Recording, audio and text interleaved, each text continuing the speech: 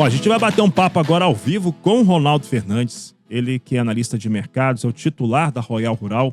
A gente tem o prazer de conversar com ele aqui na Massa FM de Mato Grosso do Sul, para todo o estado, pelas ondas do rádio, para qualquer parte do mundo aí pela internet. E, Ronaldo, prazer enorme falar contigo, falar um pouco também a respeito dos efeitos que a gente teve dessas questões tarifárias dos Estados Unidos. Ontem nós tivemos ali um volume diferente também de vendas aqui no Brasil. Parece que teve gente que conseguiu aproveitar alguma janela de oportunidade.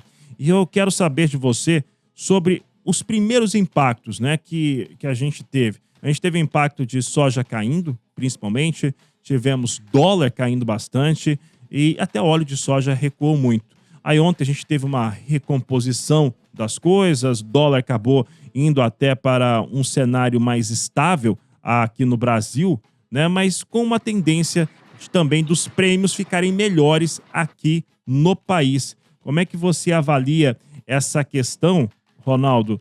E principalmente, né, ontem dólar a 5,16, mas teve uma queda até maior durante o dia de ontem. Mas como que você avalia essa questão e como que isso influencia esse produtor brasileiro aqui que está no Mato Grosso do Sul, em qualquer parte também do país? Bom dia, seja bem-vindo. Bom dia, Fabiano, obrigado. Olha só que loucura, a gente viveu para ver o mercado investidor enxergar os Estados Unidos como insegurança e entender o Brasil, a Argentina, México como ponto de refúgio para dólar. Dólar caiu em todos os países emergentes praticamente, caiu bastante na Argentina, no México. Na verdade, não é o dólar que caiu lá só, as nossas moedas subiram, né? Subiu real, subiu peso argentino, subiu a moeda mexicana, porque o mercado está com medo dos Estados Unidos. Olha só aonde a gente chegou, olha só o mundo que a gente está vivendo de investidor agora. O ponto é esse. Cada capítulo de atualização dessa novela do tarifaço do Trump, a gente não sabe para que caminho vai. E hoje é um dia importante, porque hoje é o dia que cai as tarifas de fato, depois que a Suprema Corte Americana derrubou as tarifas do Trump. É hoje que essas tarifas caem e hoje também que entra em vigor aqueles 15%. O reflexo disso, você colocou bem, foi queda para Chicago, mas daqui para frente ninguém sabe o que vai acontecer. Mas só contextualizando, por que Chicago caiu com a queda das tarifas? Porque a tarifa era a principal ferramenta de ameaça do Trump para fazer acordo com os países. E aqui a gente está falando, obviamente, da China. Ele praticamente disse o seguinte: China, se você não comprar soja minha, eu vou te tarifar. Foi isso que o mercado entendeu, pelo menos. E aí, sem as tarifas, por que a China seria obrigada a cumprir o acordo de comprar soja americana? Por isso que Chicago cai. Primeiro, eles tinham feito aquele acordo de 12 milhões de toneladas. A China foi lá e comprou seus 12 milhões de toneladas. Depois, veio o acordo de mais 8 milhões de toneladas para cumprir os 20 milhões. E aí é esses 8 milhões que colocou dúvida para o mercado. Sem tarifa, será que a China vai ser obrigada a comprar esses 8 milhões? E aí o mercado cai um pouquinho. Mas é importante a gente lembrar, Fabiano, que está acontecendo muitas coisas nos Estados Unidos. O frete americano está mais caro, porque a gente teve essa nevasca nos Estados Unidos nessa madrugada, mas antes mesmo dessa nevasca de hoje, a gente tinha o rio Mississippi já prejudicado com muito gelo, com menor calado, então fica mais caro para os navios atravessarem, e o rio Mississippi, a hidrovia, é uma das principais formas de transporte de carga nos Estados Unidos até os portos do Golfo. Então já estava meio prejudicado, agora vem piorando com essa situação da nevasca.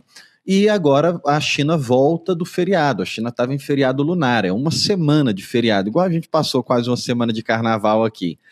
E nessa volta de feriado, ela já volta comprando minério de ferro, então isso pode trazer um ar positivo para as commodities, mas para a soja em si, a gente não sabe se essa tarifa global do Trump de 15% vai impactar a China, porque eles têm acordo de não tarifar até novembro. E aí o Trump anuncia uma tarifa global, será que a China também vai ser impactada com essa tarifa global? É o que a gente vai ter que acompanhar ao longo dessa semana, Fabiano. Ronaldo, em termos de comportamento de negócios com soja por parte dos chineses, né? Os chineses estão pagando mais caro através dessas empresas públicas da China fazendo aquisições junto aos Estados Unidos. A gente até conversou recentemente, a gente sempre está vendo ali entre 50 e 60 dólares mais caro que a soja brasileira, mais cara também que a soja da Argentina, um pouco menos, mas também com uma diferença grande em relação ao valor da tonelada. Aí eu te pergunto o seguinte, comportamento de mercado. A gente pode ver a soja norte-americana, ainda que a China mantenha as suas aquisições, mas a soja norte-americana ficando mais barata para ter algum nível de competitividade real com a soja sul-americana? Esse é o ponto que o mercado está pegado, Fabiano. Para a China comprar soja dos Estados Unidos sem ameaça de tarifa, agora ela teria que baixar o preço. Os Estados Unidos teriam que baixar e muito o preço. Só que o ponto que eu sempre coloco é que a China estava comprando soja dos Estados Unidos não só por causa das tarifas, tinham outros acordos na mesa. Acordos de terra rara, que é interesse dos Estados Unidos, mas também um posicionamento geopolítico para que os Estados Unidos interfira na relação China e Japão. A China estava incomodada com algumas atitudes do Japão, pediu para os Estados Unidos interferir, os Estados Unidos dizia que só iria interferir se a China comprasse soja dos Estados Unidos para que ela intrometesse ali num assunto de interesse de um parceiro comercial, que o Japão é um parceiro dos Estados Unidos. Mas esse ponto que você colocou, ele é crucial, porque hoje a gente olha preço nos Estados Unidos e no Brasil, mas a diferença é enorme. A gente está falando de soja colocada na China, soja dos Estados Unidos chega lá a 530 dólares a tonelada. Soja do Brasil chega a 470. Então é uma diferença enorme. Sem tarifa, o mercado tem esse receio. Peraí, ou a soja brasileira tem que subir, ou a soja americana tem que cair. O correto seria acontecer as duas coisas e se encontrarem no meio do caminho. Só que, como eu estou dizendo, será que a China vai querer se indispor com os Estados Unidos a essa altura do campeonato? Depois de tanta briga, depois de tanta negociação, o Trump deu o recado. Hoje, olha, eu estou retirando as tarifas. É como aquele professor que está brigando com o menino dentro de sala de aula.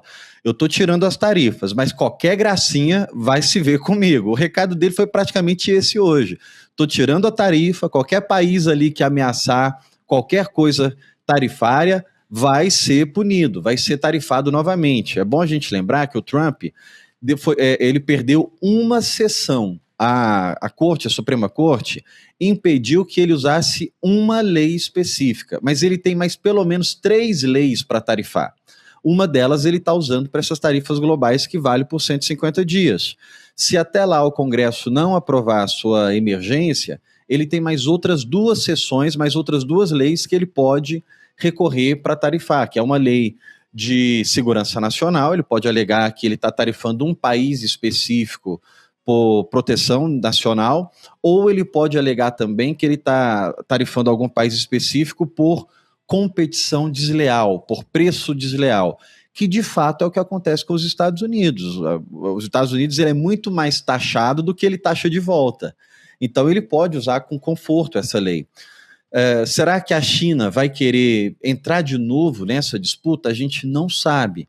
Se a China preferir cumprir o acordo, continuar pagando mais caro na soja americana, levar suas 8 milhões de toneladas, o Brasil é quem perde. Só que nesse período de dúvida, Fabiano, é bom a gente deixar claro, o produtor brasileiro tem que ganhar, o produtor brasileiro tem que se beneficiar, e tem que se beneficiar no prêmio. O problema que a gente tem visto é que esse prêmio não está sendo repassado ainda. Não é porque a trade não quer passar, quer segurar, é porque às vezes o comprador que está fechando o seu negócio, ele nem sabe que o prêmio melhorou. Então você tem que ficar provocando o tempo inteiro. Qual prêmio que você está usando? Esse prêmio não melhorou? Porque nesse período de dúvida que o mercado não sabe se a China vai honrar acordo com os Estados Unidos ou não, o prêmio brasileiro tem que subir. A gente não está vendo isso ainda. Embora ontem, depois que isso saiu, teve alguns momentos que o prêmio subiu, porque as trades também estão precisando colocar soja nos navios, e está chovendo bastante e não estão conseguindo encher navio. Então elas vêm, pagam um prêmio melhor e depois saem do mercado. O que tem que acontecer é que esse prêmio melhor tem que ficar, ele não pode sumir do mercado. É isso que a gente está alertando com muita atenção agora, Fabiano. Ronaldo, 1 minuto apenas para responder agora. Produtor que está pouco vendido, sabe que tem pressão agora no mês de março, no mês de abril, em relação a vencimentos.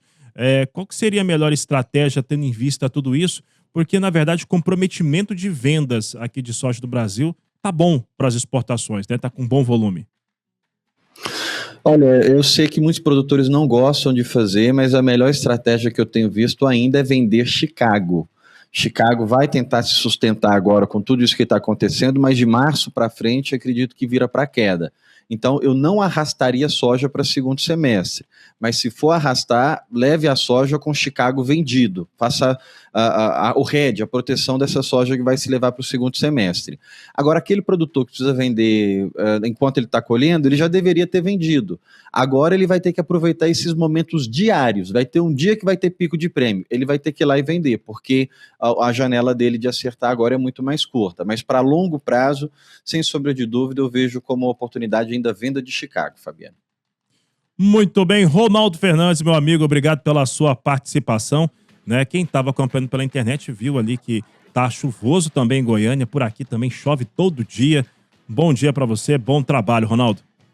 E boa chuva para nós aqui. Tomara que isso não atrapalhe muito os campos, como já tem atrapalhado, possibilite avançar, Fabiano. Bom dia para nós.